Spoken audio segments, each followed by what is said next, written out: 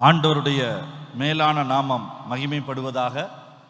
இங்கு வந்திருக்கிற உங்கள் எல்லாரையும் மறுபடி ஒரு விசை நான் உள்ளத்தின் ஆழத்திலிருந்து நான் வாழ்த்துகிறேன். எனக்கு பெரிய சந்தோஷம். நான் அமர்ந்திருந்து தொடர்ச்சியாக அருமையான அக்காவினுடைய பிரசன்டேஷன், அருமையான பாஸ்டனுடைய அந்த டீட்டெயில்ஸ் எல்லாம் கேட்கும் பொழுது உள்ளத்தின் ஆழத்திலிருந்து ஆண்டவர் நேற்றும் இன்றும் என்றும் மாறாதவர். அல்லேலூயா. அந்த காரியத்தை நாம் மறுபடியும் நாம் அறிக்கை செய்ய முடிகிறது. ஆண்டவர் எப்படி செயல்பட்டார், எப்படி மதுரை பட்டணத்திலே, தமிழ்நாட்டிலே, திருச்சபைகளிலே என்பதை குறித்து நாம் கேட்கும் பொழுது உண்மையாகவே அறுவடையின் தேவன் மிக பெரியவர். இன்றைக்கும் அவர் கிரியை செய்ய முடியும். இந்த அருமையான வாய்ப்பை தந்ததற்காக நான் ஆண்டவருக்கு நன்றி செலுத்துகிறேன். அருமையான முழு குழுவிற்கும் என் உள்ளத்தின் ஆழத்திலிருந்து என்னுடைய நன்றியை தெரிவிக்கிறேன். என்னை விசேஷமாய் இங்கு வருவதற்கு இன்வைட் பண்ணின அருமையான பாஸ்டர் ஜோசப் பாலச்சந்திரன் அங்கிளுக்கும் மற்ற எல்லா சபையினுடைய தலைவர்களுக்கும் நான் ஆண்டவருக்கு நன்றி செலுத்துகிறேன். நான் அதிக நேரம் எடுக்க போவதில்லை. பொதுவாய் ஒரு பிரசங்கத்தில் 2 பிரச்சனை உண்டு. Starting problem, stopping problem. ஆரம்பிக்கிற ப்ராப்ளம், நிறுத்துகிற ப்ராப்ளம் 2 உண்டு. நிச்சயமாய் 2வது ப்ராப்ளம் உங்களுக்கு இருக்காது. கடிகாரத்தை பார்க்க வைக்க மாட்டேன். சரியாக 1:15 எனக்கு முடிக்க சொல்லி இருக்கிறார்கள். அதற்குள் நான் வேகமாய் நான் முடித்து விடுவேன். இன்றைக்கு நான் உங்களோடு கூட பேசுகிற மிஷனரி தலைப்பு நேற்று இன்று நாளை. பழைய எம்ஜிஆர் படம் என்று யோசித்து விடாதீர்கள். நேற்று இன்று நாளை. மிஷனரி சரித்திரத்தை நீங்கள் திரும்பி பார்த்தால் ஆபிரகாம் நீல் என்று சொல்லக்கூடிய ஒரு மிகப்பெரிய தேவ மனிதன் இப்படி சொன்னார்: எந்த இடத்தில் கலாச்சாரம், எந்த இடத்தில் மனிதனுடைய வாழ்க்கை மற்றவர்களை ஆசீர்வதிப்பதற்கு காரணமாய் இருக்கிறதோ, எந்த இடத்தில் ஜனங்கள் மற்றவர்களுக்கு பிரயோஜனமாய் வாழுகிறார்களோ, அந்த இடத்திலே கீழே தோண்டி பாருங்கள், ஒரு மிஷனரியின் கல்லறை இருக்கும். Where people are concerned about others, மற்றவர்களை குறித்து கரிசனை உள்ள, மற்றவர்களுக்கு ஆசீர்வாதமான ஜனங்கள் வாழக்கூடிய இடத்திலே கீழே தோண்டி பாருங்கள், அங்கே ஒரு மிஷனரியின் கல்லறை இருக்கும். ஏனென்றால் அந்த விதையிலிருந்துதான் அப்படிப்பட்ட எண்ணமுடைய மற்றவர்கள் வர முடியும். ஆண்டவராகிய இயேசு கிறிஸ்துவினுடைய சுவிசேஷத்தை சுமந்து வந்த ஏராளமான பெரிய மிஷனரிகளினுடைய நடுவிலே, அந்த கூட்டங்களிலே இன்றைக்கு நீங்களும் அதே பாரத்தோடு கூட இந்த மதுரையிலே வந்திருப்பது எனக்கு மிகுந்த சந்தோஷம். கேஃபா அப்போஸ்டலிக் மிஷன் சர்வீஸ் என்கிற அந்த தரிசனத்திலே யூபியிலே இருக்கக்கூடிய காசியிலிருந்து நேபாளிலே இருக்கக்கூடிய காட்மாண்டு வரைக்கும், காசி டு காட்மாண்டு வரைக்கும் உள்ள 25 கோடி ஜனங்களுடைய மத்தியிலே நாங்கள் ஊழியம் செய்து கொண்டிருக்கிறோம். இந்த இடங்களிலே ஏன் நான் இதை சொல்லுகிறேன்? மதுரையிலே நடந்த காரியங்கள், தமிழகத்திலே, தென் தமிழகத்திலே தேவன் செய்த அற்புதமான காரியங்கள், இவைகளை பார்க்கும் பொழுது வட இந்தியா இன்னும் ஒரு வறட்சியான பூமிதான். இந்தியாவினுடைய மொத்த 2.8 என்று சொல்லுகிறார்கள், சிலர் 5.8 என்று சொல்லுகிறார்கள். இவ்வளவு பேர் ஆண்டவரை அறிந்தவர்கள் இருந்தாலும் இதிலே கிட்டத்தட்ட 80%, அதை தாண்டியும் சொல்லலாம், தென்னிந்தியாவையும் வடகிழக்கு இந்தியாவையும் சேர்ந்தவர்கள். South India and north east India. 0.5% தான் வட இந்தியாவிலே இயேசுவை அறிந்தவர்கள் உண்டு. நான் சொல்லுகிற இந்த யூபி, பீகார், நேபாளை உள்ளடக்கிய, ஹிமாச்சல் பிரதேசத்தை உள்ளடக்கிய இந்த பகுதிகளை நீங்கள் பார்ப்பீர்கள் என்று சொன்னால் அதைவிட 0.03% உள்ள பகுதி. ஆனால் அந்த இடங்களிலும் ஆண்டவர் தன்னுடைய சபைகளை எழுப்புகிறார். அல்லேலூயா. ஆண்டவருக்கு எந்த இடமும் தடையில்லை, எந்த காரியங்களும் தடையில்லை. நாம் ஒரு வசனத்தை வாசிக்கலாம். உங்களிடத்தில் வேதம் இருந்தால் நீங்களும் திருப்பிக் கொள்ளுங்கள். ஏசாயா தீர்க்கதரிசியின் புஸ்தகம் 45வது அதிகாரம் 22, 23வது வசனத்தை வாசிக்கலாம். பூமியின் ஏசாயா 45, 22, 23. பூமியின் எல்லை எங்கும் உள்ளவர்களே, என்னை நோக்கி பாருங்கள், அப்பொழுது ரட்சிக்கப்படுவீர்கள். நானே தேவன், வேறு ஒருவரும் இல்லை. முழங்கால் யாவும் எனக்கு முன்பாக முடங்கும், நாவு யாவும் என்னை முன்னிட்டு ஆணையிடும் என்று நான் என்னை கொண்டே ஆணையிட்டு இருக்கிறேன். இந்த நீதியான வார்த்தை என் வாயிலிருந்து புறப்பட்டது, இது மாறுவது இல்லை என்கிறார். ஆண்டவர் சொன்ன இந்த வசனம் ஆண்டவருடைய வாயினால் அவரே ஆணையிட்டு சொன்ன வசனம் என்று சொல்லுகிறார். நம்முடைய சாதாரண மொழியிலே சொல்லுகிறது என்றால், சத்தியம் செய்து ஆண்டவர் சொன்ன ஒரு வார்த்தை. ஆண்டவர் ஏன் சத்தியம் செய்ய வேண்டும்? அவரே சத்தியர், அவரே நீதிபரர், அவரே சர்வ வல்லவர். ஆனால் அவர் சொல்லுகிறார், நான் என்னை கொண்டே ஆணையிட்டு சொல்லி இருக்கிறேன். இது என் வாயிலிருந்தே புறப்பட்டது, இது மாறுவதில்லை. It cannot be or it will not be changed. இதை மாற்ற முடியாது. இவ்வளவு அழுத்தம் கொடுத்து ஆண்டவர் எதை சொல்ல விரும்புகிறார்? 23 வாசிக்கிறேன் மறுபடியும். முழங்கால் யாவும் எனக்கு முன்பாக முடங்கும், நாவு யாவும் என்னை முன்னிட்டு ஆணையிடும். அல்லேலூயா. உலகத்திலே எத்தனை கோடி ஜனங்கள் இருந்தாலும் இயேசு வருவதற்கு இன்னும் சில நாட்கள் இருக்கிற இந்த நாட்களுக்கு முன்பாக, இயேசுவின் வருகைக்கு முன்பாக, எல்லா மொழி பேசுகிற எல்லா ஜாதியினிடத்திலும் இந்த சுவிசேஷம் போய் சேரும். அப்பொழுது முடிவு வரும். அதுதான் ஆண்டவர் அவருடைய இரண்டாம் வருகை குறித்து நமக்கு சொல்லி இருக்கிற ஒரு சத்தியமான வார்த்தை. எல்லா ஜனங்களுக்கும் எப்படி பிரதர் போய் சேரும்? அவர்களிடத்தில் எப்படி இந்த காரியங்கள் நடக்க முடியும்? உலகத்திலேயே ஒரே ஒரு இந்து தேசம் என்று அழைக்கப்படுகிற நேபாள் தேசம் 2008 வருஷம் வரைக்கும் சுவிசேஷத்தை உள்ளே அறிவிப்பது கடினமான பணி. உள்ளே போய் சுவிசேஷத்தை அறிவித்தால் அவர்களுக்கு தேசிய மதமாற்ற தடை சட்டம் உண்டு. அதை மீறித்தான் சொல்ல வேண்டும். அதிலே ஒருவேளை நீங்கள் மாட்டிக்கொண்டால் 5 ஆண்டுகள் வெளியே வர முடியாது. ராஜாவினுடைய அரசாட்சி இருந்த இடம். அவர்கள் அந்த தேசத்தை கடவுளின் பூமி என்று சொல்லி வைத்திருந்தார்கள். உள்ளே வருவதற்கு மிஷனரிகள் முயற்சி செய்தார்கள். இங்கிலாந்து தேசத்தை சேர்ந்தவர்கள், அயர்லாந்தை சேர்ந்தவர்கள், ஸ்காட்லாந்தை சேர்ந்தவர்கள் யாரும் உள்ளே வர முடியவில்லை. யாரையும் அந்த ராஜா உள்ளே அனுமதிக்கவில்லை. இந்தியாவை சேர்ந்த ஒரு சிலர் உள்ளே சென்று சுவிசேஷத்தை அறிவித்து சில சபைகளை உருவாக்கி இருந்த ஒரு நேரம். ஆனால் அப்படிப்பட்டிருந்த அடைக்கப்பட்டிருந்த தேசத்தையும் கர்த்தர் ஒரே நாளினுடைய இரவிலே 2008 வருஷம் பல வருஷங்களின் ஜெபம், பல வருஷங்களினுடைய கண்ணீர், ராஜாவினுடைய ஆட்சி ஒரே நாளிலே கீழே விழுந்தது. ஹல்லேலூயா. இன்றைக்கு அதே இடத்திலே கிட்டத்தட்ட சபைகளும் ஸ்தாபனங்களும் உருவாகுவதற்கு மாத்திரமல்ல, அங்கே 15,000க்கும் மேற்பட்ட திருச்சபைகள் எழும்புவதற்கு கர்த்தர் வாசல் திறந்திருக்கிறார். நான் முஸ்லிம் கண்ட்ரீஸ்ல, க்ளோஸ்ட் கண்ட்ரீஸ்ல ஊழியம் செய்கிற நண்பர்கள் எங்களுக்கு உண்டு. நாங்கள் எந்த தேசத்தில் செய்கிறோம் என்பதை மெசேஜில் கூட டைப் பண்ண முடியாது. அந்த தேசத்தினுடைய பெயருக்கு கோட் வேர்டு தான் வைத்திருக்கிறோம், அதை சொல்லவும் முடியாது. ஆனால் அப்படிப்பட்ட தேசங்களிலும் ஆண்டவர் சபைகளை ஏற்படுத்துகிறார். மிஷனரி தரிசனம் நேற்றைய வரலாறு மாத்திரமல்ல, இன்றைய நடப்பு மாத்திரமல்ல, நாளை இயேசு வரும் பொழுது எல்லா ஜாதிகளும் அவருடைய நாமத்தை அறிக்கையிடும் என்பது நிச்சயமாய் நிறைவேறும். அதுதான் ஆண்டவருடைய மிகப்பெரிய மிஷனரி தரிசனம். ஆனால் இப்பொழுது ஒரு கேள்வி வரும்.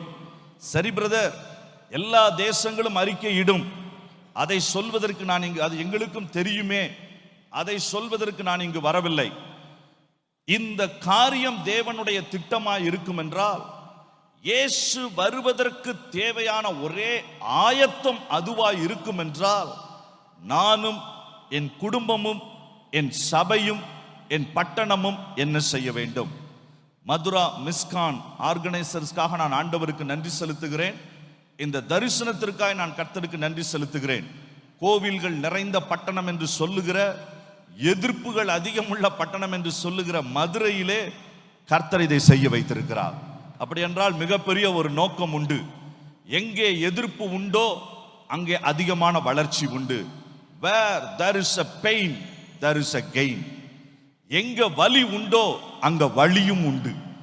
எங்க ஆண்டவர் ஜனங்களை கொஞ்சம் கஷ்டப்படுவதற்கு அனுமதிக்கிறாரோ அங்க புதிய காரியங்களை ஆண்டவர் பிறப்பிக்கிறார்.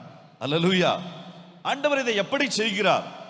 இந்த காரியங்களை செய்து முடிப்பதற்கு உங்களை, உங்கள் குடும்பத்தை, உங்கள் சபையை ஆண்டவர் எதிர்பார்ப்பதினால்தான் இந்த கான்ஃபரன்ஸை அல்லது மாநாட்டை கர்த்தர் ஒழுங்கு செய்திருக்கிறார். 3 பேரை நான் வேகமாய் உங்களுக்கு முன்பாய் காண்பிக்க போகிறேன். எப்படி எல்லைகளை தாண்டுவது, சுவிசேஷத்திற்கு இருக்கிற தடைகள், நீங்கள் ஊழியம் செய்வதற்கு இருக்கிற தடைகள், நீங்கள் உங்களுடைய வாழ்க்கையிலே குடும்பமாய் தேவ திட்டத்தை நிறைவேற்றுவதற்கு இருக்கிற தடைகள், உங்களுடைய பிள்ளைகளுக்கு இருக்கக்கூடிய தடைகள், இதை எப்படி தாண்டுவது?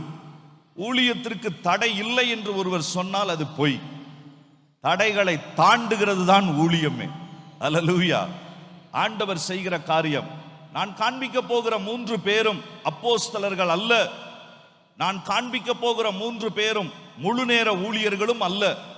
ஆனால் அவர்களை கொண்டு தேவன் தேசத்திலே எப்படி காரியங்களை சாதித்தார், சாதாரண மனிதர்களையும் இன்றைக்கு ஆண்டவர் பயன்படுத்த விரும்புகிறார்.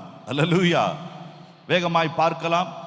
ஆண்டவருக்கு இயேசுவுக்கு பிடித்த அல்லது ஆண்டவர் இயேசு செய்த நிறைய காரியங்களிலே ஒரு சில காரியங்கள் மிகுந்த ஆச்சரியமானவைகள்.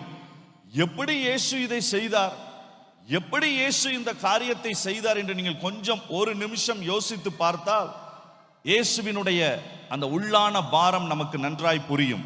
வாசிக்கலாம். மார்க்கு எழுதின சுவிசேஷம் அதனுடைய 5வது அதிகாரம்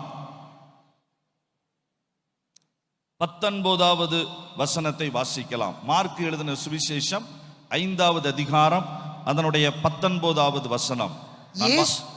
இயேசு அவனுக்கு உத்தரவு கொடாமல், இயேசு அவனுக்கு உத்தரவு கொடாமல், நீ உன் இனத்தாரிடத்தில் உன் வீட்டிற்கு போய், நீ உன் இனத்தாரிடத்தில் உன் வீட்டிற்கு போய், கர்த்தர் உனக்கு இறங்கி, கர்த்தர் உனக்கு இறங்கி உனக்கு செய்தவைகளை எல்லாம், உனக்கு செய்தவைகளை எல்லாம் அவர்களுக்கு அறிவி என்று சொன்னார். அந்தபடி அவன் போய், அந்தபடியே அவன் போய், இயேசு தனக்கு செய்தவைகளை எல்லாம், இயேசு தனக்கு செய்தவைகளை எல்லாம் தெக்கப்போலி என்னும் நாட்டில் பிரசித்தம் பண்ண தொடங்கினார். எல்லாரும் ஆச்சரியப்பட்டார்கள். வேத வசனம் அழகா முடிகிறது. எல்லாரும் ஆச்சரியப்பட்டார்கள். என்ன அதுல சர்ப்ரைஸ், என்ன காரியம் அதுல மிகுந்த ஆச்சரியம்? இயேசுவுக்கு சுவிசேஷத்தை அறிவிக்க வேண்டும். அப்படி என்றால் இயேசு யாரை அனுப்பி இருக்க வேண்டும்? தன்னுடைய சீஷர்கள் 12 பேரிலே ஒருவரை அந்த பகுதிக்கு அனுப்பி இருக்கலாம். தன்னோடு கூட பின்பாக வந்த அற்புதங்களை பெற்றுக்கொண்ட ஒரு கூட்டத்தை ஆண்டவர் அனுப்பி இருக்கலாம். ஆனால் இயேசு ஒரு நாள் திடீரென்று சாயந்திரத்திலே சொல்லுகிறார், 12 பேரையும் கூட்டிக் கொண்டு நாம் அந்த கரைக்கு போக வேண்டும். இவங்க உடனே யோசிக்கிறாங்க, இயேசுக்கு அர்ஜென்ட்டா கூப்பிடுறார் அப்படின்னா கட்டாயம் ஒரு முக்கியமான வேலை வச்சிருப்பார், ஒரு முக்கியமான காரியத்தை செய்ய போறார். எல்லாம் வேகமா போறாங்க. அந்த படகுதான் அலைகளினால் அது மிகுந்த தடுமாற்றம் அடைகிறது. இயேசு அலைகளை அதட்டுகிறார், இவர்களுடைய விசுவாசத்தை உறுதிப்படுத்துகிறார். இவ்வளவு செய்துவிட்டு அவர் சந்திக்க போன விஐபி யார் அப்படி நீங்க பாத்தீங்கன்னா அந்த விஐபியினுடைய பேரே பைபிள்ல கிடையாது. இது நமக்கு நன்றாய் தெரிந்த சுவிசேஷ பகுதி. இந்த விஐபி யார்? இவருக்குள் 6000 பிசாசு இருந்துச்சு. எத்தனை பிசாசு? 6000 பிசாசு பிடித்தவரை இயேசு சுவிசேஷ ஊழியத்தை செய்ய அனுப்புகிறார். பக்கத்துல கையை பிடிச்சு சொல்லுங்க, நீங்க எவ்வளவோ பெரிய ஆளுங்க. 6000 பிசாசு பிடிச்சிருந்த ஆளை இயேசு எதுக்கு அனுப்புறாரு? சுவிசேஷ ஊழியத்தை செய்யறதற்கு நம்பி அனுப்புகிறார். நான் இருந்தேன்னா நம்பி இருக்க மாட்டேன். 2 மாசம் அட்மிட் பண்ணி இவன் இன்னமும் சரியா இருக்கிறானா, இல்ல சில பிசாசு வந்துகிட்டு போயிட்டு இருக்குதா? சில பேருக்கு அப்படி இருக்கும். நாம ஒரு விஷயத்தை விட்டுருப்போம், ஆனா அது நம்மளை விடாம மறுபடியும் துரத்தும். வந்துகிட்டு போய்கிட்டு இருக்குதா? ஆள் உண்மையிலே சரியான ஆளா? எல்லாவற்றையும் நம்ம எதிர்பார்ப்போம். ஆனா இந்த 6000 பிசாசுகள் அவன் பேர் சொல்லுகிறான் பாருங்கள். 9வது வசனம் தெரிந்ததுனால நான் அதிகமான வசனத்தை வாசிக்க போவதில்லை. நாங்கள் அநேகராய் இருக்கிறபடினாலே எங்க பேர் லேகியோன், அப்படி லீஜியன் என்று சொல்லுகிறான். லீஜியன் என்றால் குறைந்தபட்சம் 6000 ராணுவ வீரர்களை கொண்ட ரோம படை, அதற்கு பேர் தான் லீஜியன். இந்த 6000 பிசாசு உள்ள இருக்கிறவனை இயேசு விடுதலை ஆக்குகிறார். விடுதலை ஆக்கின உடனே அவன் சொல்லுகிறான், இயேசுவே நான் உம்மோடே கூட வந்து விடுகிறேன். என்னுடைய சங்கிலிகள் அருந்தது, என்னுடைய காயங்கள் மாறிவிட்டது, என்னுடைய புத்தி தெளிந்து விட்டது. You are the best person, உம்மோடு கூட நான் வந்து விடுகிறேன் என்று சொல்லி 18வது வசனத்தில் கேட்கிறான். உம்மோடையே நான் பின்னாடி வருகிறேன். ஆனால் இயேசு அங்கேயே நிப்பாட்டிட்டார். இல்ல, உன்னை நான் சுகப்படுத்திட்டேன், உனக்கு வஸ்திரத்தை கொடுத்துட்டேன், உன் காயங்களை மாற்றிட்டேன், உன் சங்கிலியை எடுத்தாச்சு. நீ போய் என்ன சொல்லு? உன் இனத்தாருக்கு இயேசுவை பற்றி சொல்லு. இவன் கையில பைபிளும் கிடையாது. ஆபிரகாம், ஈசாக்கு, யாக்கோபுனா இவனுக்கு என்னன்னே தெரியாது. ஒரு காரியமும் இவனுக்கு புரியாது. ஆனால் இவனை பார்த்து மற்றவர்களெல்லாம் பயந்து நடுங்கின நேரம், இவன் வாழ்ந்ததே கல்லறையிலே வாழ்ந்தான். கல்லறையிலே வாழ்ந்து வாழ்க்கையை கெடுத்து சங்கிலிகளினால் தன்னை காயப்படுத்தி கொண்டிருந்த ஒருவன் தான் ரட்சிக்கப்பட்ட போது, தான் ரட்சிப்பின் வஸ்திரத்தை பெற்ற போது, தன் புத்தி தெளிந்து உலக ரட்சகரோடு கூட இணையக்கூடிய ஒரு பெரிய வாய்ப்பு கிடைத்த பொழுது உடனே அவன் சொல்லுகிறான், அவர் சொன்ன கட்டளையை அந்த படியே அவன் போய் அறிவிக்க ஆரம்பிக்கிறான். நாம ரட்சிக்கப்பட்டு எத்தனை வருஷம் ஆச்சு? நாம் ஆண்டவரை ஏற்றுக்கொண்டு எத்தனை வருடங்கள் ஆகிவிட்டது? இதோ உலகமெங்கும் புறப்பட்டு போய் என்கிற பிரசங்கங்களை கேட்டு எத்தனை முறை நாம் கேட்டு இருக்கிறோம்? எத்தனை செய்திகளை நாம் படித்திருக்கிறோம்? எத்தனையோ கேள்விகளும் தடைகளும் நமக்கு உண்டு. ஆனால் இயேசுவை தன் சொந்த இரட்சகராய் இயேசுவோடே இருக்க வேண்டும் என்று வாஞ்சித்த இவனுடைய உள்ளம், அந்த அன்பு, அந்த சின்ன காரியம் இயேசு சொன்ன உடனேயே தன் இனத்தாரிடத்திற்கு அவன் போக ஆரம்பிக்கிறான். அல்லேலூயா! எத்தனை பேருக்கு போய் சொன்னான்? அதைத்தான் நான் சொல்ல விரும்புகிறேன். தெக்கப்போலி என்றால் என்ன? நமக்கு ட்ரெயின்ல விற்கிற போலி தாங்க தெரியும். தெக்கப்போலி எங்களுக்கு தெரியாது. நாம சில நேரம் வாசித்துட்டு தெக்கப்போலி அது இருக்கட்டும் பிரதர் அப்படின்னு போயிடுவோம். இல்ல, தெக்கப்போலி, டெக்கப்போலிஸ் அப்படி என்றால் அருமையான பிரதர் சொன்னாங்க, 10 கிராமங்கள் அல்லது 10 டவுன், 10 சிட்டிஸ் என்று சொல்வார்கள். ஆண்டவர் போய் உன் இனத்தாருக்கு சொல்லுங்கள் என்றுதான் சொன்னார். இவன் போய் தன்னுடைய அண்ணன், தம்பி, அக்கா, தங்கச்சி ஒரு கிராமத்தில் உள்ளவங்களுக்கு சொல்லி இருக்கலாம், 2வது கிராமத்தில் உள்ளவங்களுக்கு சொல்லி இருக்கலாம். ஆனா இயேசு சொன்ன ஒரு வார்த்தை, என் இனத்தார் யார், எத்தனை பேர், அவர்களெல்லாம் இவனுக்கு உதவி செய்ய வரவில்லை. இவன் கல்லறையிலே தன்னை காயப்படுத்தும் பொழுது யாரும் அவனுக்கு உதவியாய் வரவில்லை, யாரும் அவனுக்காய் ஜெபித்ததாய் வேதம் சொல்லவில்லை. ஏன் இவனை கேட்பாரட்டு விட்டார்கள் என்று நமக்கு தெரியாது. ஆனால் ஒன்று செய்தான், இயேசு உள்ளே வந்த அடுத்த நிமிடம் ஒரு பெரிய சாப்ட்வேர் சேஞ்ச் நடந்ததை போல உள்ளுக்குள் நடந்த மறுரூபம் அவனை வேகப்படுத்தினது. 10 பட்டணங்களுக்கும் அவன் போனான். அல்லேலூயா! நீங்க கேட்பீங்க, இந்த 10 பட்டணங்களுக்கும் போய் அவன் சொன்னது என்ன நடந்தது? மார்க் எழுதின சுவிசேஷம் 7வது அதிகாரம். இந்த பட்டணங்களிலே, அதற்கு முன்பு இன்னொரு வசனத்தையும் வாசித்து விடலாம். இயேசுவை அந்த ஊர் ஜனங்கள் என்ன சொன்னார்கள்? இந்த 5வது அதிகாரம் 17வது வசனம் சொல்லுகிறது, இயேசு செஞ்ச இந்த அற்புதத்தை பார்த்த பிறகும் இனி எங்களுக்கு வேண்டாம், எங்களுடைய எல்லைகளை விட்டு நீர் போய்விடும் என்று கேட்டுக்கொண்டார்கள். ஏன் அப்படி கேட்டாங்க? ஏன்னா எத்தனை பன்றிகள் இறந்து போனது? கையை உயர்த்தி காமிங்களா, எத்தனை பள்ளி? 2000 பன்றிகள் மரித்ததுனால பயந்து போனாங்க. ஓ, இந்த இயேசு இருந்தாருன்னா இன்னும் கொஞ்சம் பன்னிகளையும் சாகடிச்சிருவாரோ இந்த இயேசு. ஏன்னா ஊர்ல ஃபுல்லா நிறைய பிசாசு பிடிச்சவன் இருக்கிறான். இயேசு ஒவ்வொரு நாளும் விரட்டினார்னா ஒவ்வொன்றும் பன்னிக்குள்ள போச்சுன்னா இருக்கிற பன்னியெல்லாம் காலி ஆயிரும். இயேசு பன்றிகளை காலி பண்ணி விடுவார். அப்ப நம்ம என்ன சாப்பிடுறது? இயேசுவே நீர் எனக்கு வேண்டாம் போயிருன்னு சொல்லி கையெடுத்து கும்பிட்டு அனுப்பிட்டாங்க. அந்த ஊர் ஜனங்கள் கொஞ்ச நாளைக்கு பிறகு 7வது அதிகாரம் பாருங்க, 7th chapter 31வது வசனம் 32வது வசனம். மறுபடியும் அவர் தீரு சீதோன் பட்டணங்களின் எல்லைகளை விட்டு புறப்பட்டு தெக்கப்போலியின் எல்லைகளின் வழியாய், அதே தெக்கப்போலியின் எல்லைகளின் வழியாக கலிலேயா கடல் அருகே வந்தார். அங்கே கொன்னை வாயுடைய ஒரு செவிடனை அவரிடத்தில் கொண்டு வந்து அவர் தமது கையை அவன் மேல் வைக்கும்படி வேண்டிக் கொண்டார்கள். முதல்ல ஊருக்குள்ள இயேசு வர விரும்பின போது என்ன சொன்னாங்க? ஐயா வேண்டாம், எங்களுக்கு பன்னி தான் வேணும், இதுதான் எங்களுக்கு பிடிச்சது. நாங்க கொஞ்ச நாள் கழிச்சு அதே தெக்கப்போலியின் எல்லையில இயேசு வர்றாரு. இயேசு வந்திருக்கிறார்னு கேள்விப்பட்டு ஊர்ல இருக்கிற கொன்னை வாயுடவனை கொண்டு வந்து இவனையும் நீர் சுகமாக்கும் சொல்லி இயேசுவை தேடுகிற பிள்ளைகளாய் தெக்கப்போலியின் ஜனங்களை இந்த மனிதன் மாற்றினார். அல்லேலூயா. பக்கத்துல கையை பிடிச்சு கேளுங்க, நீங்க எப்ப மாற்றுவீங்க? பிரதர், எங்களை மாத்துறதே கஷ்டம், எங்க பாஸ்டர் படுற கஷ்டம், எங்க வீட்டில் படுற கஷ்டம், நானே இன்னும் மாறல பிரதர். சில நேரங்களில் எனக்கு இந்த பிசாசுகள் செஞ்ச காரியம் ரொம்ப அதிசயமா இருக்கும். இந்த ஒரு ஆளுக்குள்ள எத்தனை பிசாசு இருந்துச்சு? 6000 பிசாசு. ஒரே ஆளுக்குள்ள 6000 பிசாசு ஒற்றுமையா இருந்துச்சா இல்லையா? நம்ம 6 பேரை சேர்க்கிறதுக்குள்ள நிர்வாக கமிட்டிகிட்ட கேட்டாதான் நமக்கு தெரியும் அவங்க எடுத்த பிரயாசங்கள். ஒரு ஆளுக்குள்ள எத்தனை பிசாசு அமைதியா உட்கார்ந்து இருக்குது? 6000 அமைதியா உட்கார்ந்து இருக்கு. ரெண்டாவது, அந்த பிசாசு கூட்டத்தினுடைய இன்னொரு காரியத்தை பார்த்தீங்கன்னா, எல்லா பிசாசும் எதுக்குள்ளதான் போக கேக்குது? ஒரே தரிசனமா கேக்குது.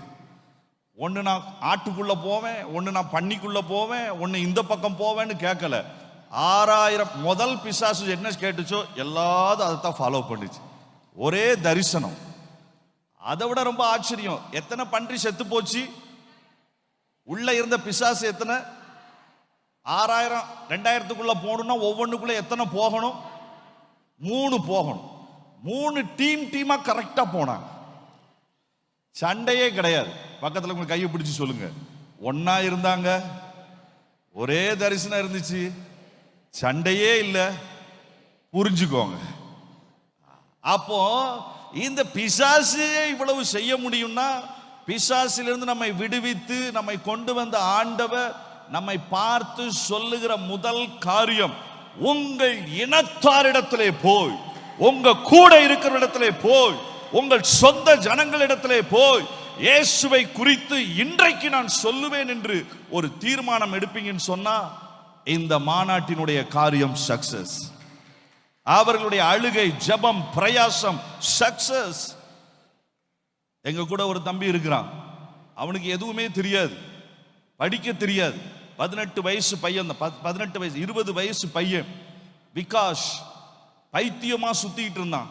நேபாள் இந்தியா பார்டர்ல மோத்திஹாரின்ற இடத்துல அவங்க சித்தி பார்த்தாங்க, ஏனப்பா பைத்தியமா சுத்துற? அவனை யாருமே அவங்க வீட்டில் கண்டுக்கல. வீட்டில் சொன்னாங்க, இல்ல பணம் செலவழிச்சு எல்லாம் முடிஞ்சாச்சு, ஒன்றும் முடியல. அவங்க சித்தி அவன் தன்னோட கூட ஹரியானா கூட்டிட்டு போனாங்க, எப்படியாவது இவனை சரி பண்ணணும். ஹரியானாவில் அவங்க வீட்டு பக்கத்துல இருந்த ஒருத்தர் சொன்னார், பக்கத்துல ஒரு உபவாச ஜெபம் நடக்குது, அங்க போனா எல்லா வியாதியும் குணமாகுது. எவ்வளவு காசு? ஒரு காசும் இல்லை. சந்தோஷமா போனாங்க. ஒரே நாள் ஜெபத்துல பிசாசு ஓடிச்சு, விடுதலை உண்டாச்சு, புத்தி தெளிந்தது, பெரிய சந்தோஷம் இவனுக்கு. அவனை மறுபடியும் கூட்டி கொண்டு வந்தாங்க ஊருக்கு. ஊர்ல அவனை பார்த்தவங்களுக்கெல்லாம் பெரிய அதிசயம். எந்த ஹாஸ்பிட்டலுக்கு போன? அவனுக்கு எதுவுமே தெரியாது, வேதத்தை படிக்கவும் தெரியாது, சத்தியம் தெரியாது. ஒன்றே ஒன்றுதான் சொன்னான், பைத்தியமா இருந்த இயேசு சுகமாக்குனாரு. இதை ஊர்ல 4 பேர்ட்ட சொல்லிக்கிட்டு இருந்தான். ஒரு நாள் நைட் ஆண்டவர் சொன்னார் அவன்கிட்ட.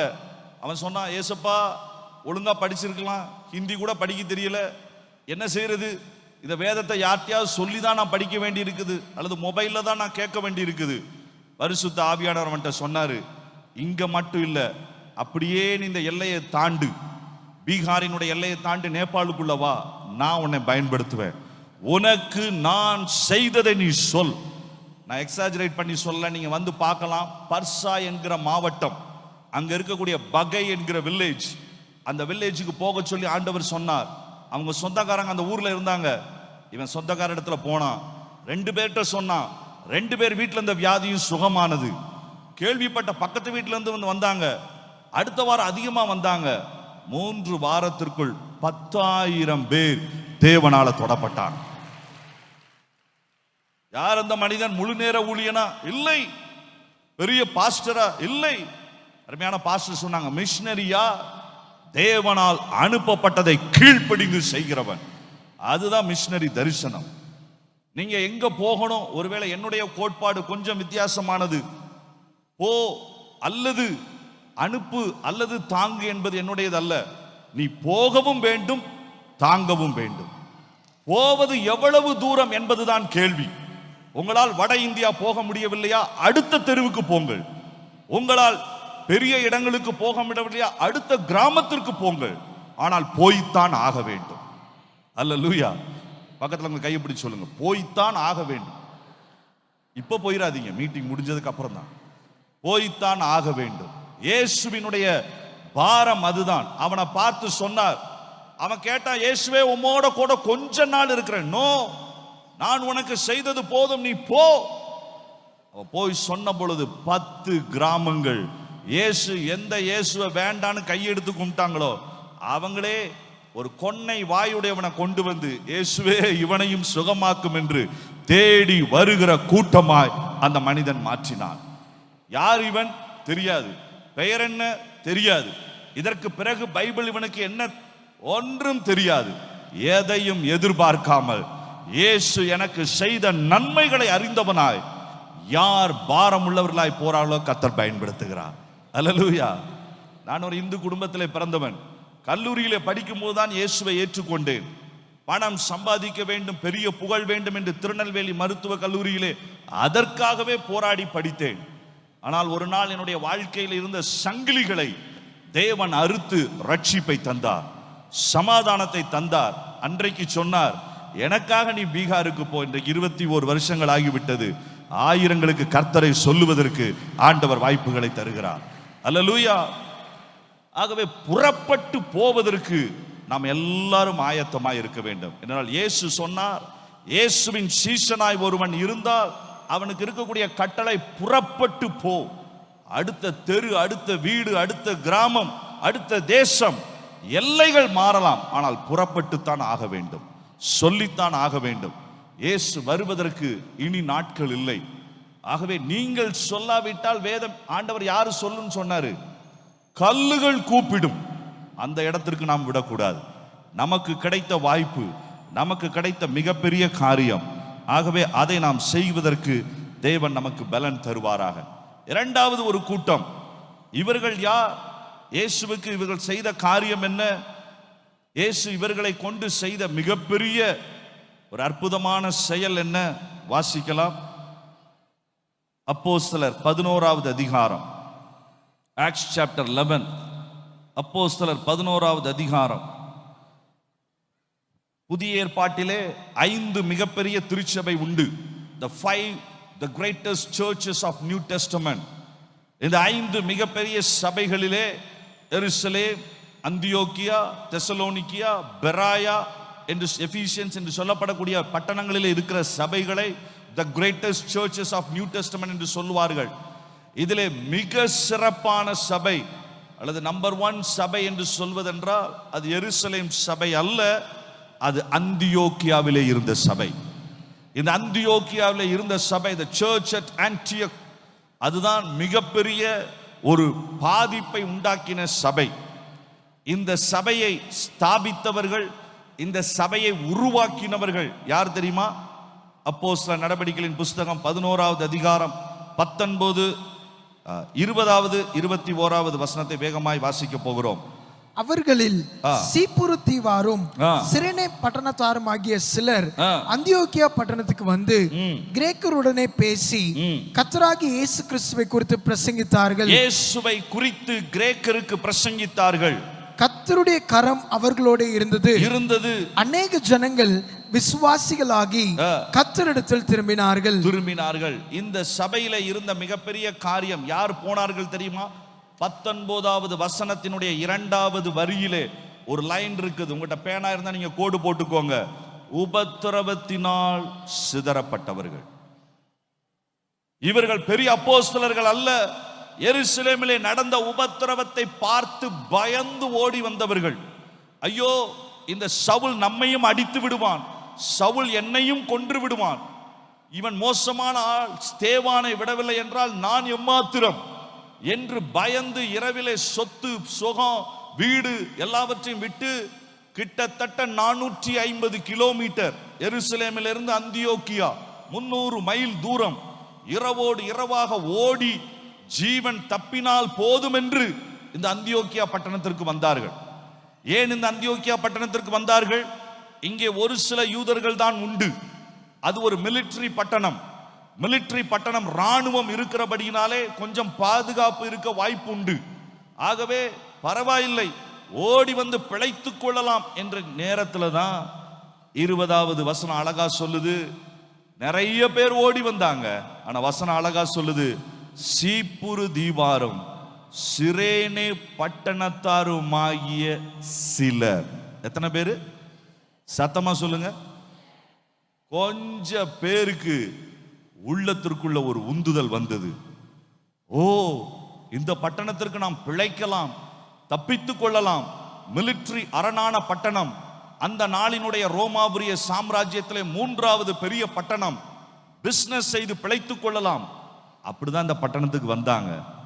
அங்க இருக்கிற கிரேக்கரை பார்த்த பொழுது, இயேசுவை உங்களுக்கு தெரியலையே, இயேசுவை சொல்லணுமே, தங்களுடைய எல்லாவற்றையும் விட்டு விட்டு சிலர், எல்லாரும் வர விருப்பம் இல்லை. மற்றவங்க எல்லாம் சொன்னாங்க, வேண்டாம் வேண்டாம், நம்ம யூதர்கள்ட்ட மட்டும் போய் நம்ம வேலையை பார்ப்போம், நம்ம வந்த இடத்துல நம்முடைய பிசினஸை பார்ப்போம், பிழைக்கிறதற்கு வழியை பார்ப்போம் என்று சொன்ன பொழுது இந்த சிலர் சொன்னார்கள், இல்லை, இந்த இயேசு எனக்குள்ள இருப்பதினால நான் உபத்திரவத்திலே சிதறப்பட்டவளாய் இருந்தாலும் தேவன் என்னை இந்த பட்டணத்திற்கு கொண்டு வந்ததற்கு நோக்கம் உண்டு, தேவன் என்னை அந்தியோக்கியாவிற்கு அழைத்து வந்ததற்கு ஒரு அர்த்தம் உண்டு என்று சொல்லி அந்த சில பேராய் சேர்ந்து இயேசுவை குறித்து பிரசங்கித்தார்கள். அல்லேலூயா. எப்படி பண்ணணும்னு தெரியாது, ஆர்கனைஸ்டா பண்ண தெரியாது. ஆனா வேதம் அழகாய் சொல்லுகிறது, 21வது வசனம், கர்த்தருடைய கரம் அவர்களோட கூட இருந்தது. அல்லேலூயா. யாரோட கர்த்தருடைய கரம் கிரியை செய்யும்? யாரோடு கூட கர்த்தருடைய கரம் அசைவாடும்? நம்ம எல்லாருமே இன்னைக்கு கேட்கிறோம், ஆண்டவரே எனக்கு வரங்களை தாரும், வல்லமையை தாரும், அபிஷேகத்தை தாரும். the hand of the Lord, let it be on me, O Lord.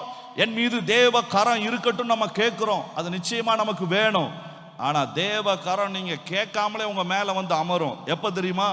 ஓ, இயேசுவை அறியாத இங்க ஒருவன் இருக்கிறானே, இவன் ஒருவேளை மரித்தால் எங்கே போவான் என்கிற அந்த பாரம் உங்களுக்குள்ள இருந்து, உங்களுடைய உபத்திரவத்தின் மத்தியில, நீங்க சிதறடிக்கப்பட்டதனுடைய மத்தியில, உங்களுடைய கஷ்டங்களை பார்க்காம அவனுக்கு இயேசுவை சொல்லி கொண்டு வருகிற கர்த்தருடைய அந்த பாரத்தை நீங்க செய்யும் பொழுது, நீங்க கேட்காமலே கர்த்தரின் கரம் உங்கள் மேல அமரும், தேவ கரம் அமரும். அல்லேலூயா. வேதத்திலே அதிகமாய் தேவ கரம் என்கிற வார்த்தை நெகேமியாவின் புஸ்தகத்தில் தான் வருகிறது. நெகேமியா ஒரு சாதாரண ஒரு மனிதன் அல்ல, பெரிய பொறுப்பில் இருந்தவன், செக்குலர் ஜாப்ல இருந்தவன், ஊழியத்தில் இருந்தவன் அல்ல. தேவ கரம் அமர்ந்ததுனால 90 வருஷம் செய்ய முடியாததை 52 நாட்கள்ல செய்து முடித்தான். இன்றைக்கு மிஷனரி ஊழியத்துல, சுவிசேஷ ஊழியத்துல நீ வருவதற்கு ஆயத்தமா இருந்த, ஆண்டவரே எனக்கு இந்த பலவீனம் இருக்கிறது, என் குடும்பம் சிதறப்பட்டதா இருக்கிறது, உபத்திரவத்தில் இருக்கிறார்களே, இதெல்லாம் நான் செட்டில் பண்ணிட்டு தான் ஆண்டவரே வர முடியும் என்று நீ யோசித்தால் யூதர்களோடு சேர்ந்த பலராய் நீங்கள் மாறி போவீர்கள். ஆனால் இயேசு வருவதற்கு முன்பு என்னுடைய உபத்திரவம் இருக்கட்டும், என்னுடைய குறைகள் இருக்கட்டும், அவனுக்கு இயேசுவை சொல்ல வேண்டும் என்கிற துடிப்பு இருக்கும் என்று சொல்லி நீங்கள் காலை வைத்தால் தேவ கரம் உங்களோடு இருந்து காரியத்தை செய்யும். Hallelujah. The hand of the Lord will come upon you when you are passionate to cross the borders. இயேசுவுக்காக எல்லைகளை தாண்டுவதற்கு, இயேசுவுக்காக இன்னும் நான் செட்டில் பண்ணணும், இன்னும் காரியங்களை செய்யணும். நாட்கள் போதாது. அந்தியோக்கியா சபையை ஸ்தாபிப்பதற்கு ஆண்டவர் எருசலேமின் பரிசுத்தவான்களுக்காய் காத்து கொண்டிருந்தார். பரிசுத்தவான்கள் வர்ற மாதிரி தெரியல, அங்கே செட்டில் ஆயிட்டாங்க. அதனாலதான் ஆண்டவர் சிதறடிக்கப்பட்டவர் விசுவாசிகள், உள்ளத்திலே எரிந்து கொண்டிருந்த தீயை கொண்டவர்கள், அவர்களை கொண்டு 26வது வசனம் சொல்லுகிறது, வேதத்திலேயே முதல் முறை கிறிஸ்தவர்கள் என்கிற சாட்சியை மிலிட்டரி பட்டணத்திலே வாழ்ந்து காண்பித்த சபையை 1 வருஷத்திற்குள் இவர்கள் உண்டாக்கினார்கள். அல்லேலூயா! எத்தனை ஆச்சரியம்! முதல்ல நான் சொன்னேன், உங்களுடைய இனத்தாரை சந்திக்க ஆயத்தப்படுங்கள். 2வது நான் சொன்னேன், எல்லைகளை தாண்டி உங்களுடைய குறைவுகளை பார்க்காமல், உங்களுடைய உபத்திரவங்களையும் காரியங்களையும் பார்க்காமல் கர்த்தருடைய தேவையை பார்த்து நீங்கள் ஓடுங்கள். 3வது கடைசியாய் இதே சபையை குறித்த ஒரு வசனத்தை சொல்லி நான் முடிக்க விரும்புகிறேன். இந்த சபை 1 வருஷத்துல உருவான சபை. ஆனா இந்த சபையினுடைய குணம், தேவனுக்காக என்ன செஞ்சாங்க தெரியுமா? 2 மிகப்பெரிய காரியங்களை செஞ்சாங்க. வாசிங்க 28வது வசனம். அவர்களில் ஒருவனாகிய அகபு என்பவன் எழுந்து உலகம் எங்கும் கொடிய பஞ்சம் உண்டாகும் என்று ஆவியானவராலே அறிவித்தான். அது அப்படியே கிழவுத்தியூ ராயனுடைய நாட்களிலே உண்டாயிற்று. உலகம் முழுவதும் பஞ்சம். ஆனா இந்த சபை என்ன செஞ்சது தெரியுமா? 1 வருஷ சபை, 1 year old church, புது சர்ச், புது விசுவாசி, புது சீஷன், புது ஊழியன். அடுத்த வசனத்தை வாசிங்க. அப்படியே அப்பொழுது 29, அப்பொழுது சீஷரில் அவரவர் தங்கள் திராணிக்கு தக்கதாக யூதேயாவில் குடியிருக்கிற சகோதரருக்கு உதவியாக பணம் சேகரித்து அனுப்ப வேண்டும் என்று தீர்மானம் பண்ணினார்கள். அடுத்த வசனம், அப்படியே செய்து முடித்தார்கள். நான் பணத்தை பத்தி மட்டும் பேசுறதுக்காக இந்த வசனத்தை எடுக்கல. 1 வருஷம் தான் ஆயிருக்குது, பஞ்சம் உலகம் முழுவதும் இருக்கு. அப்ப இந்த பஞ்சம் இவங்களுக்கு இருக்குதா இல்லையா? அதே பஞ்சம் தான் இங்கேயும் இருக்கிறது. அதே பஞ்சம் தான் எருசலேமிலும் இருக்கிறது. எருசலேமிலே இருக்கிறவர்கள் முதிர்ந்த விசுவாசிகள், எருசலேமிலே இருக்கிறவர்கள் மூத்த விசுவாசிகள், எருசலேமிலே இருக்கிறவர்கள் இயேசுவை பார்த்தவர்கள். ஆனால் இவர்கள் அப்படி அல்ல, இப்போதுதான். ஆனா பஞ்சத்தின் நடுவிலே தன் திராணிக்கு தக்கதாய் உடனே இவங்களுடைய கரிசனை எங்க போச்சு? எருசலேமில் இருக்கிற பரிசுத்தவான்கள்ட்ட ஒண்ணுமே இல்லையா, அவங்க கஷ்டப்படுறாங்க, எல்லாரும் தங்களுடைய திராணிக்கு தக்கதா சேர்த்தாங்க, அதை கொண்டு போய் காரியங்களை செய்து முடித்தாங்க. அல்லேலூயா! வேதத்துல அழகாய் நம்ம பார்க்க முடியும். இது மட்டும் இல்லை, இன்னொரு காரியத்தை அவங்க செஞ்சாங்க, சொல்லி நான் முடிக்க போறேன். அருமையான பாஸ்டர் ஏற்கனவே அந்த வசனத்தை சொன்னாங்க. 13வது அதிகாரம் 2வது வசனத்தை வாசிங்க. அவர்கள் கர்த்தருக்கு ஆராதனை செய்து, அந்த அந்தியோக்கியா சபை கர்த்தருக்கு ஆராதனை செய்து உபவாசித்துக் கொண்டிருக்கிற போது பர்னபாவையும் சவுலையும் நான் அழைத்த ஊழியத்துக்காக அவர்களை பிரித்து விடுங்கள் என்று பரிசுத்த ஆவியானவர் திருவுளம் பற்றினார். 1வது வசனம் சொல்லுது, பர்னபா தான் சீனியர் பாஸ்டர், சவுல் தான் ஜூனியர் பாஸ்டர். 2 பேரையும் அனுப்ப சொல்றாங்க. நம்ம சபையில இருந்து என்ன சொல்லியிருப்போம்? வேண்டாம் ஆண்டவரே, வேற யாரையாவது அனுப்புவோம். எப்படி நம்ம சீனியர் பாஸ்டரை நம்ம எப்படி அனுப்ப முடியும்? அவங்க தான் பெஸ்ட் நமக்கு. இன்னொன்று, பவுல் அவர்களோடு கூட இருந்து 1 வருஷம் உருவாக்கின ஒரு தீர்க்கதரிசி, வேதம் சொல்லுது. அவங்களை எப்படி நாங்கள் அனுப்ப முடியும்? ஆனா அடுத்த வசனமே சொல்லுது, அப்பொழுது 2 நாள் கழிச்சல்ல, இந்த வெரி சேம் பிரேயர், எந்த ஜெபத்துல பரிசுத்த ஆவியானவர் சொன்னாரோ அதே ஜெபத்துல மிஷனரி டெடிகேஷன் சர்வீஸ் 2 பேர் மேலையும் கையை வச்சு அனுப்புனாங்க. இந்த சபையை நான் பார்க்கும்போது எப்படி பார்க்கிறேன்? பணத்தை அனுப்பணும்னாலும் சரி, ஆட்களை அனுப்பணும்னாலும் சரி, பெஸ்ட் அனுப்புகிற ஆட்கள். ஹல்லேலூயா! தேவனுடைய ஊழியம் எல்லா சுவிசேஷம் போகணுன்றதுக்காக 1 வருஷம் தானப்பா இருக்குது, கொஞ்சம் சபையை கட்டிடுவோம், கொஞ்சம் பெருசாயிடுவோம், எஸ்டாப்ளிஷ் ஆனதற்கு பிறகு செய்வோம் என்று அவர்கள் எதிர்பார்க்கவில்லை. அவர்களுக்கு இருந்தது பரிசுத்த ஆவியின் உந்துதல். அல்லேலூயா! அவங்க உட்கார்ந்து ஓன் டெசிஷன் இல்ல, பரிசுத்த ஆவியானவருடைய உந்துதல் வந்த பொழுது, நடத்துதல் வந்த பொழுது, அவர் ஆட்கொண்ட போது ஆராதனை மிஷனரி டெடிகேஷன் சர்வீஸாக மாறி 2 பேருமே தூக்கி கொடுத்தாங்க. சமீபத்தில் நம்முடைய நாட்களில் கொரோனா வந்ததை நம்ம அறிந்திருக்கிறோம். பீகார் பகுதியில் நாங்கள் மருத்துவ ஊழியத்தை நாங்கள் செஞ்சுக்கிட்டு இருந்தோம். அந்த டைமில் கிட்டத்தட்ட 50,000த்திற்கும் அதிகமான புறஜாதி மக்களை அந்த கொரோனா நாட்களில் காப்பாற்றுவதற்கு கர்த்தர் உதவி செய்தார். இந்தியா முழுவதும் ஆக்சிஜன் கிடைக்கல, ஆனால் எங்களுக்கு ஆக்சிஜன் போதும்னு சொல்கிற அளவுக்கு இருந்தது. ஆக்சிஜன் பிளான்ட்டையே கர்த்தர் கொடுத்தாரு, எல்லா காரியத்தையும் செய்தார். எப்படி நடந்தது? 2 டாக்டர்ஸ் மட்டும்தான்.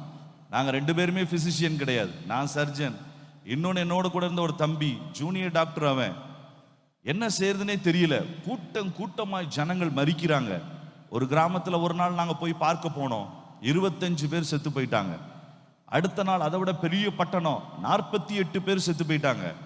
உடனே வந்து ஜெபம் பண்ணோம், என்ன ஆனாலும் பரவாயில்ல, இவர்களை காப்பாற்றணும். இப்போ என்ன செய்யறது? இவங்களுக்கு தேவை உண்டு, இவங்களுக்கு தேவையான காரியங்களை செய்யணுமே. ஜெபம் பண்ண ஆரம்பித்த பொழுது ஒரு மெயில் அனுப்பினாங்க. எந்த தேசத்திலிருந்து? ஜெர்மன் தேசத்திலிருந்து ஒரு மெயில் வந்தது. எங்களோட கூட வந்து கொஞ்ச நாள் நர்ஸாக ஒர்க் பண்ணிட்டு போயிருந்த ஒரு அக்கா எழுதியிருந்தாங்க. இங்கிலீஷ் அவங்களுக்கு ரொம்ப வராது, கொஞ்சம் தான் வரும், கொஞ்சம் தப்பாக நிறைய எழுதுவாங்க. எழுதியிருந்தாங்க, தம்பி நாங்கள் ஒரு முடிவு செய்திருக்கிறோம், நிறைய கொரோனா டெத்தை நாங்கள் இத்தாலி ஜெர்மனில் பார்க்குறோம், எங்களாலே சமாளிக்க முடியலை, நீங்கள் எப்படி அங்கே சமாளிப்பீங்கன்னு எனக்கு தெரியாது. நாங்கள் முடிவு செஞ்சோம், நானும் என்னுடைய வீட்டாரும் ஒவ்வொரு நாளும் வெளியில் போய் ஒரு வேளை சாப்பிடுவோம். அதை நாங்கள் கட் பண்ணோம். மாதத்திற்கு ஒரு தடவை வெளியில் அவுட்ரீட், வெளியில் சுற்றி பார்க்குறதுக்காக போவோம். அதை நாங்கள் கட் பண்ணோம். இதை நான் என்னுடைய ஃப்ரெண்ட்ஸோட கூட நான் ஷேர் பண்ணேன். அவங்களும் பயங்கர இன்ஸ்பயர் ஆனாங்க. நாங்கள் எல்லாரும் சேர்ந்து நாங்கள் ஒரு சில தொகையை நாங்கள் அனுப்பி வைக்கிறோம், நீ உதவி செய்யின்னு சொல்லி. இந்த அனுப்பின தொகையை வைத்து கிட்டத்தட்ட 40,000 பேருக்கு அந்த உதவிகளை செய்து ஜீவனை காத்து, அதில் இருந்த முஸ்லீம் சகோதரர்கள், இந்து ஜனங்கள், பிள்ளைகளுக்கு சுவிசேஷத்தை சொல்றதுக்கு ஆண்டவர் உதவி செஞ்சார். அல்லேலூயா.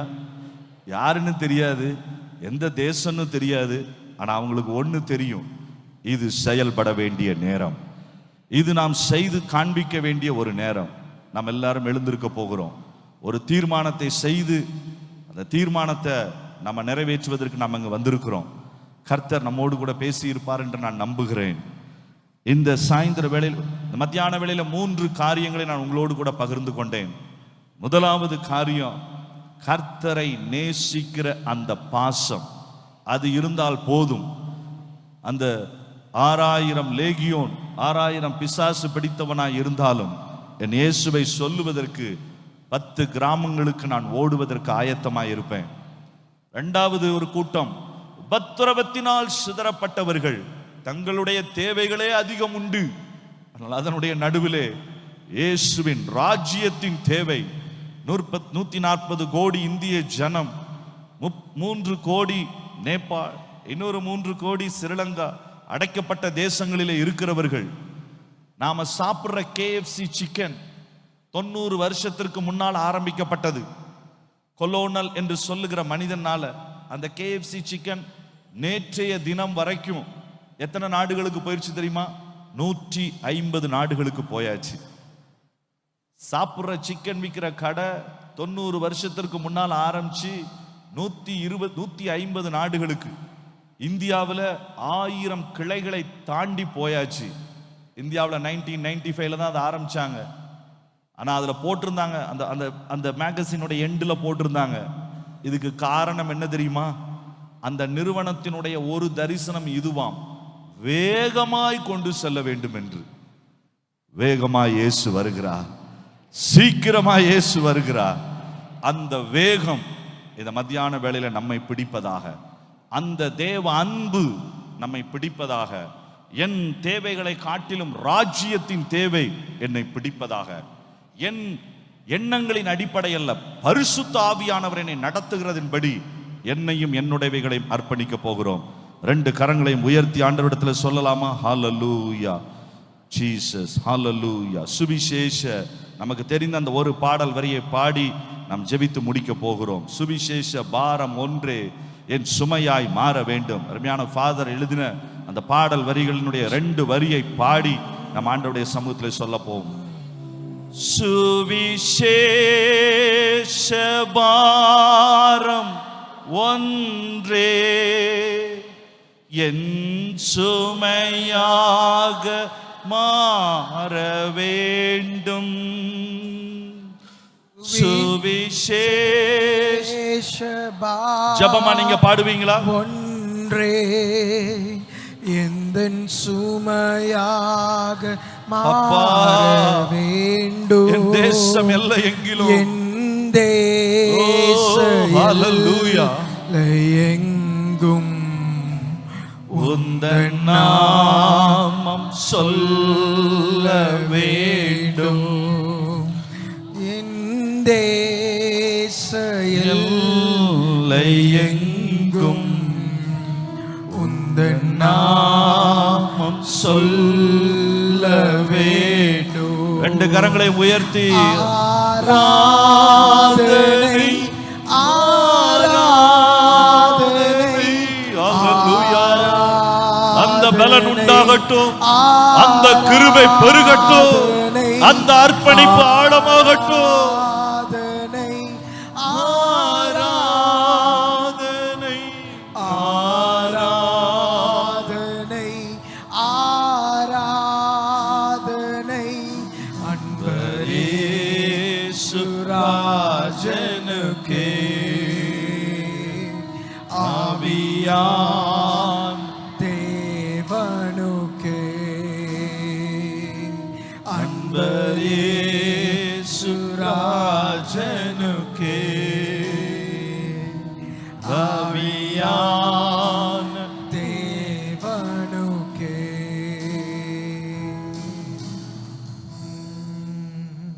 இந்த மத்தியான வேளையில ஒரு தீர்மானம் எடுத்துருவீங்களா? என்ன ஒரே ஒரு நிமிஷம் தான்.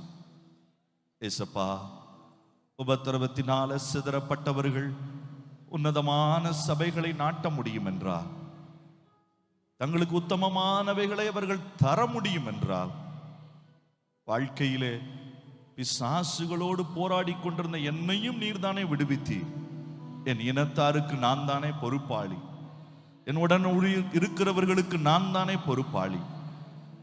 எல்லாருடைய கண்களும் மூடி இருக்கட்டும். நான் ஒரு சின்ன காலிக்கு மட்டும் கொடுக்கிறேன். எல்லாருடைய கண்களும் மூடி இருக்கட்டும்.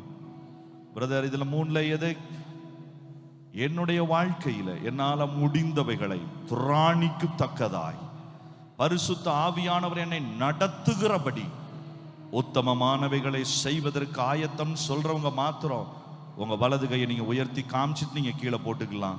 எனக்கல்ல, உன்னதம் அதை பார்க்கட்டும். ஹல்லேலூயா. Thank you Jesus. எல்லாருடைய கண்களும் மூடப்பட்டிருக்க வேளையில அந்த அர்ப்பணத்தை இன்னும் கொஞ்சம் ஆழப்படுத்துவோமா? டாக்டர் அசோக்குமார் மூலமாக அவரே ஒரு உயிருள்ள சாட்சியாக நம் முன்னால் கர்த்தர் கொண்டு நிறுத்தி இருக்கிறார். ஒரு நல்ல செய்தி என்று சொல்லி காதில் கேட்டு வாயால் சொல்லிவிட்டு போகிறதற்கு அல்ல, ஒரு தீர்க்க தரிசனமான சவால் செய்தியை ஆண்டவர் இந்த காலவேளையில் நமக்கு முன்பதாக வைத்திருக்கிறார். பிசாசு பிடித்த நிலைமையில் சுகமான ஒருவனால் ஒரு 10 பட்டணங்களை ஆதாயப்படுத்த முடியுமானால், உபத்திரவத்திலே தங்களுடைய பாதுகாப்பிற்காக சென்று ஒளிய வேண்டியவர்கள் ஒரு பட்டணத்தில் போய் 1 வருடத்திற்குள்ளாக ஒரு சபையை ஸ்தாபிக்க முடியுமானால், ஒரு இளம் திருச்சபையா இருக்கக்கூடியவர்கள் தூரத்தில் இருக்கிற எருசலேம் சபைக்கு கொடுத்து உதவினோடு அல்லாமல் ஆண்டவர் கேட்கும் பொழுது தங்களிடத்தில் இருந்த தலை சிறந்த ஊழியர்களை மிஷனரி ஊழியத்திற்காக அனுப்பி வைக்க முடியுமானால், எத்தனை பெரிய சவால், எத்தனை பெரிய சவால். உண்மையிலே இருதயத்தின் ஆழத்தில் இருந்து ஒரு பாரத்தோடு கூட இன்னும் ஒரே ஒரு விஷயம், தயவு செய்து வலது கரத்தை உயர்த்தி எல்லாருமே அர்ப்பணிக்க நாம கடமைப்பட்டிருக்கிறோம். ஏதோ ஒரு சபர் மாத்திரம் அர்ப்பணிக்கிறதுக்காக இந்த செய்தி அல்ல. சிறு பிள்ளைகள் முதல் பெரியவர்கள் வரைக்கும் எங்களை எடுத்து பயன்படுத்துங்க. சொல்லுவோம், ஒரு வார்த்தை சொல்லுங்க, என்னையே பயன்படுத்துங்க ஆண்டவரே. கண்ணீரோடு தான் அந்த செய்தியை நான் கேட்டுட்டு உட்கார்ந்துருந்தேன். ஏன்னா ஒன்று தெரியும், பரிசுத்த ஆவியானவர் இந்த இடத்துல ஆளுகை செய்து கொண்டிருக்கிறார். எல்லாருடைய இருதயங்களையும் அந்த வார்த்தையினால கிரிப் பண்ணி வச்சிருக்கிறார், கிரிப் பண்ணி கொண்டிருக்கிறார். ஏன்னா அவரிடத்துல ஒரு பெரிய திட்டம் உண்டு.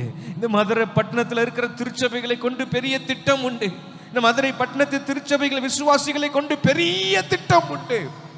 இந்த தேசத்தில் இன்னும் சந்திக்கப்படாத நபர்கள் ஏராளம் உண்டு, சந்திக்கப்படாத இடங்கள் ஏராளம் உண்டு. ஏதாயிலும் செய்யும் ஐயா எங்களை கொண்டு. என்ன செய்யணும் இன்னைக்கு உனக்கு தெரியாம இருக்கலாம் தேவ பிள்ளையே. அருமையானவர்களே, எப்படி செய்ய போறோம், என்ன செய்ய போறோம் ஒருவேளை தெரியாம இருக்கலாம். ஆனால் நமக்கு உதவி செய்கிறதற்கு பரிசுத்த ஆவியானவர் நம் நடுவில் உண்டு, நமக்குள் உண்டு. எங்களை கொண்டு ஏதாவது செய்யுங்க. ஒரு ஜெபத்தை மாத்திரம் கடைசியா செஞ்சு முடிச்சிடலாமா? எங்களை கொண்டு ஏதாவது செய்யுங்க. நல்ல பிதாவே, இந்த மதிய வேளையில நீர் எங்களோடு பேசின இந்த வார்த்தைகளுக்காய் ஸ்தோத்திரம். இங்க வந்திருக்கிறாங்க எல்லாரும் எங்களை மீண்டும் ஒரு விசை எங்களை தனி நபர்களாய், குடும்பங்களாய், திருச்சபை மக்களாய் எங்களை அர்ப்பணிக்கிறோம் ஆண்டவரே. இன்னும் நாங்கள் எங்களுடைய புத்திக்கு எட்டாத காரியங்களை எங்களுக்குள்ளும் எங்களை கொண்டும் நீ செய்யும் எங்களை அர்ப்பணிக்கிறோம். இயேசு கிறிஸ்துவின் பெயரால் வேண்டுகிறோம் பிதாவே. ஆமேன், ஆமேன். தயவாக உட்கார்ந்து கொள்ளுங்கள். சின்ன ஸ்கிட்டு மாத்திரம் இருக்கிறது. ஒரு 10 நிமிடங்கள் நம்முடைய வாலிப பிள்ளைகள் ஏஜி திருச்சபையிலிருந்து ஐடாஸ் கடலை குறித்த ஒரு ஸ்கிட் போடுவார்கள். அதை தொடர்ந்து நாம் மதிய உணவிற்காக கடந்து செல்வோம். மாலை கூட்டங்கள் 6 மணிக்கு உண்டு. நீங்கள் யாவரும் அன்போடு வரும்படியாக உங்களை கேட்கிறேன். அந்த ஸ்கிட் முடிந்தவுடனே நீங்கள் வரிசையாக இங்கிருந்தே செல்லுங்கள். அதிக கூட்டம் வேண்டாம். வயது முதிர்ந்தவர்கள் இருந்தால் நீங்கள் முதலிலே அவர்களுக்கு இடம் கொடுங்கள். வாலிபர்கள் சற்று பின்பாக செல்லலாம். 2 கவுண்டர்ஸ் இருக்கிறது. நீங்கள் உங்களுக்குரிய உணவை வாங்கி கொண்டு வெளியே எங்கே வேண்டுமானால்